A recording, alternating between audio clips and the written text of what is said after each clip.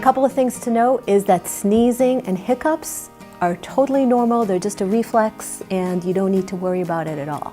Another common concern is stuffy noses. It's true, babies do breathe kind of loud and they do sound kind of stuffy. That has to do with the fact that their nasal passages are really narrow because they're so small. As long as they're able to eat and sleep, you probably don't need to worry or do anything about it.